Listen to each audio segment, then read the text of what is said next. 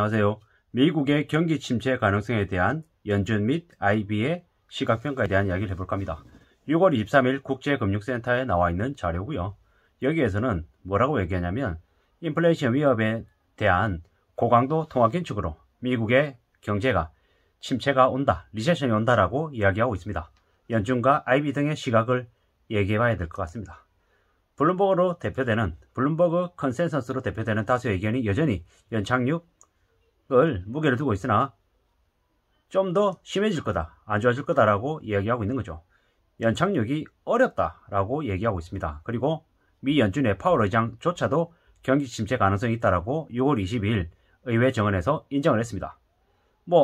이런 거죠. 결국에는 연착륙이 목표지만 어렵다. 그리고 경기 침체 가능성도 배제할 수 없다라고 이야기했습니다.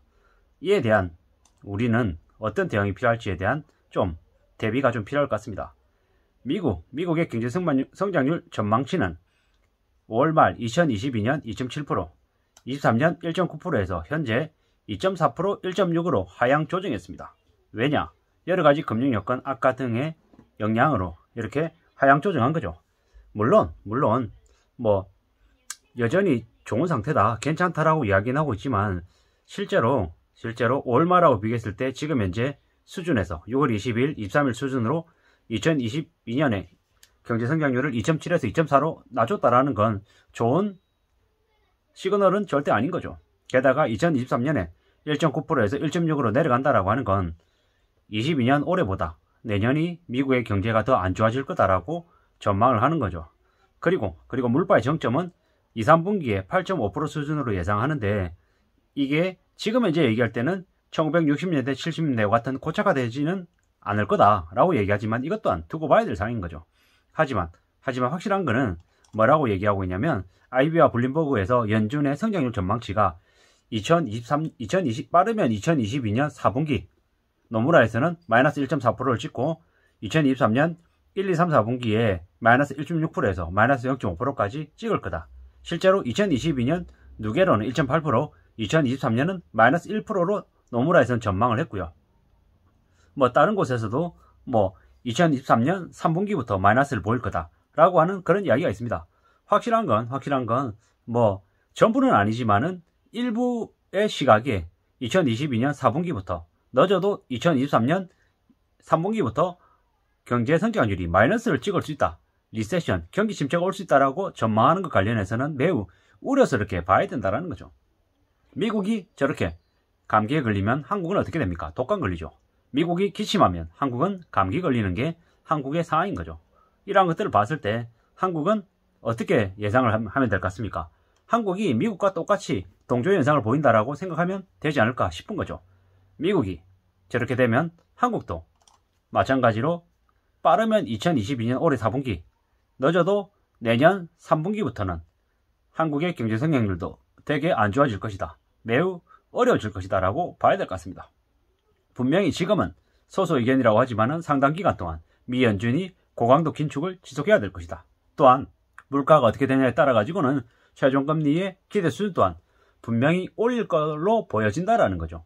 올 2022년 4분기에 전망하는 걸로는 미국의 기준금리가 3.5 정도를 되어 있습니다. 그리고 23년에는 4%대라고 얘기하는데 이건 알 수 없는 문제라는 거죠. 왜냐?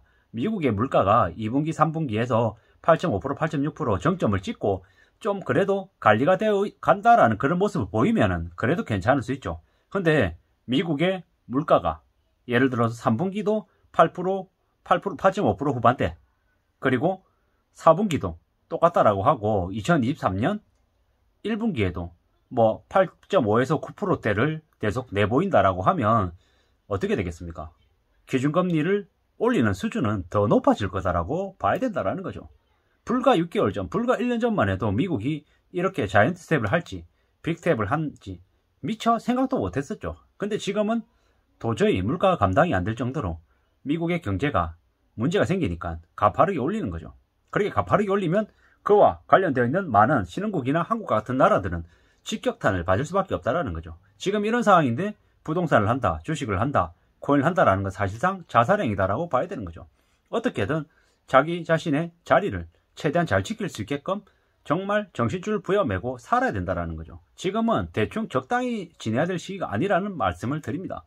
제가 항상 이제 이런저런 여러 가지 말씀을 드리잖아요. 생업을 중요하게 생각을 해야 된다. 저축을 그냥 당연시 생각해야 된다. 어떻게든 소비를 좀 줄이고 어떻게든 살 방도를 자기가 처해 있는 여건 안에서는 최대한 가야 된다는 말씀을 드리잖아요. 그냥 이게 그냥 그저 그런 그냥 일반적인 얘기가 아니라는 거죠. 빚이 있으면 빚 때문에 언제든지 무너지고 몰락하고 망가지는 건 당연한 얘기라는 거죠. 하청미 되는 건 금방이라는 거죠. 가정이 무너지면 어떻게 됩니까? 아이들 그냥 뭐 범죄자들의 그 하수인 노릇하는 심부름꾼 하는 사람이 되든지 아니면 몸을 팔든지 매우 극심한 그 비정상적인 환경에 내몰릴 수밖에 없다라는 거죠.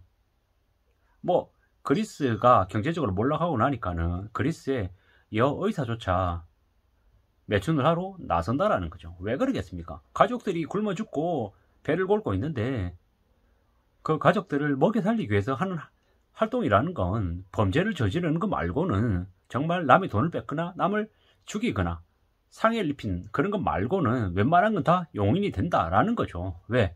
살아야 되니까. 먹고 사는 게 먼저이기 때문에 그런 얘기들이 통용이 된다라는 거죠. 앞으로 한국이라고 하는 사회가 얼마나 힘들어지고 얼마나 고통스러워질지는 제가 자세하게 말씀 안 드려도 너무나도 다 잘 알고 있는 얘기라는 거죠. 1997년 IMF 당시에 많은 대학생들이 휴학을 하고 학교로 복귀하지 않았습니다. 왜 그랬겠습니까? 군대를 가고 또 자퇴를 하고 휴학을 하고 취업 전선으로 나서기도 하고 아르바이트 하기도 하고 별의별 일들이 다 있었죠. 어떤 사람은 경제가 집안 살림이 되게 안 좋아서 군대를 갔어요. 군대를 갔다가 전역하고 왔더니 집이 없어져 있더라는 거죠. 부모들, 가족들도 어디 있는지도 모르고 친척들한테 전화해서 수소문했더니 아주 외딴 시골에 숨죽이면서 조용히 도망자의 삶을 살고 있더라는 거죠. 어떻게 그 사람이 정상적인 삶을 살 수 있겠냐라는 거죠. 매우 충격적인 그런 사건, 사고들을 접하면서 살아왔다라는 거죠. 저도 제가 대학을 다녔을 당시에 아주 친했던 선배가 있습니다. 그 선배 지금도 연락이 안 됩니다. 왜 연락이 안 되겠습니까? 분명한 건 대학을 졸업 못했습니다. 휴학을 하고 사라졌거든요. 사라지고 지금조차도 연락이 안 되고 있죠. 연락이 안 됩니다. 건너서 소식은 듣죠. 저기 어두운 암흑 세계에서 그 선배가 되게 덩치도 크고 힘이 셌거든요. 뭐 자세히는 모르지만 그렇게 남들에게 떳떳하게 얘기할 만한 그런 일을 하고 있는 것 같지는 않습니다. 어쩌다가 그렇게 됐을까요? 그런 걸 자처해서 그렇게 살고 싶어서? 아니겠죠. 경제적으로 몰락하고 삶이 궁지로 몰렸기 때문에 그렇게 되지 않았나라는 생각을 해보는 거죠. 앞으로 우리가 살아가는 삶이 절대로 만만하거나 그냥 괜찮거나 별일 없지 않을 거라는 거죠. 빚진다라는 게 그냥 그저 그런 일이 아닌 거죠. 주민등록 말소자가 되고 그 채무불이행자로 법원에 등재가 되면 보통의 삶을 못 산다라고 보시면 맞습니다. 신용카드 사용 못하고요. 그 은행 계좌 이용 못하고요. 그러면 비대면으로 해가지고 뭐 인터넷 뱅킹 같은 거 아예 못한다고 보면 맞고 공인인증서나 이런 것들 어떻게 발급받아가지고 살겠습니까? 못하는 거죠. 그냥 우리가 일상적으로 느끼는 평범한 보통의 삶을 못 산다라고 보면 맞습니다. 뭐 저기 뭐 시골에 저기 지방에 있는 뭡니까? 뭐 큰 뭐 고깃집이나 아니면 이런 데 가서 이렇게 불판 날라주는 뭐 묻지마 그냥 직장인이 되는 거죠. 묻지마 그냥 김씨 이씨가 되는 거죠. 월급도 그냥 현금으로 받고 있잖아요. 온갖 갑질이나 수모 다 당해도 구신구신거리면서 그냥 묵묵히 다 감내해야 되는 그런 사람들 있잖아요. 신분도 정확하지 않은 그런 사람으로 전락하는 거죠. 도망자가 되고 인생 하층민이 된다라는 거죠. 어땠을 때? 빚졌을 때요. 이번에 20대 30대들이 대거 많이 빚을 졌잖아요. 무리하게 비트코인하고 주식하고 뭐 부동산 캡 투기도 하고 별짓거리 다 했잖아요. 그게 뭐겠습니까? 대거 기득권들이 2030들을 빚쟁이로 전락시켜가지고 부려먹기 위한 개수작이었던 거잖아요. 거대한 사기극이었던 거죠. 그런 것에 걸리지 않았다라고 하면 정말 평생 동안 그냥 평범하고 무난하게 사는 거고요. 그런 사기극에 걸려들면은 영화나 드라마에서 보는 그런 비참한 인생이 되는 거죠. 우리가 절대로 살아가는 게 그냥 평범하거나 그냥 일상적일 것 같지만 절대 그렇지 않다라는 거죠. 겉으로 볼 때 번지르하고 괜찮아 보이지만 속으로 들여다보면 엉망인 사람들도 되게 많다라는 말씀을 드리고 싶은 거죠. 앞으로 한국의 경제가 미국하고 동조현상을 내보이거나 미국보다 더 심할 거다라는 건 분명한 사실이라는 거죠. 절대로 잊으면 안 된다는 말씀을 드리고 싶습니다. 미국이 2022년 4분기에 기준금리 전망치가 한 3.5에서 3.75 정도 됩니다. 그렇게 되면 어떻게 됩니까? 7월 달에 자이언트 스텝 해가지고 1.75에서 2.5 만들어 놓고요. 나머지 3번의 금리 결정 회의 때 0.5%씩 올리면 그냥 4% 되는 거고요.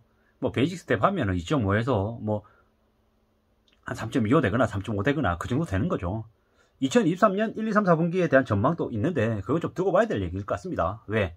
뭐 2023년에 1, 2, 3, 4분기는 2022년 연말까지 해서 물가지수가 어떻게 되냐에 따라서 변동폭이 되게 심할 거기 때문에 지금은 일단 2022년 4분기까지를 전망하는 걸 좀 더 확실한 거다라고 보고 움직이는 게 좋을 것 같습니다. 확실한 건 미국도 경제적인 침체, 경제적인 위기를 겪을 수밖에 없다라는 거죠. 원래 통상적으로 금리를 올리는 2년이라고 하는 기간 동안은 괜찮고 금리를 올리는 2년이 지나고 난 그 다음 연도 2년에 경제위기, 리세션이 온다라고 했거든요. 그렇게 따져보면 22년, 23년은 괜찮고 24년, 25년에 경제적인 위기가 오는 걸로 봤는데 지금은 그보다도 좀 더 빨라지는 것 같습니다. 이렇게 매우 쉽지 않고 어려운 상황에 놓여져 있는 게 미국이고 또 그로 인해서 더 큰 타격을 받은 한국이기 때문에 절대로 만만하게 생각하면 안 될 것 같다는 말씀을 드리고요. 우리는 어떤 식으로든 국제금융센터에 나와 있는 자료들을 꼼꼼히 시간을 들여서 읽어봐야 될 것 같습니다. 그렇게 해서 미국의 그 고강도 통화 긴축으로 인한 미국의 경기 침체가 온다라는 사실을 우리가 알고 좀 대비를 좀 해야 될 것 같습니다. 그 대비라는 건 다른 거 없습니다. 개개인이 좀 더 아끼고 절약하고 자신의 생업에 좀 더 집중해가지고 자리를 쉽게 뺏기지 않도록 악착같이 젖은 낙엽처럼 잘 견디고 버텨야 된다는 말씀을 드리는 거죠. 생업을 소중하게 생각하고 일상생활을 잘 지켜나갈 수 있게끔 건강도 챙기고 가족들 간의 관계도 잘 돈독히 하고 항상 안전하게 살 공리를 해야 될 것 같다는 말씀을 드리면서 마칠까 합니다. 감사합니다.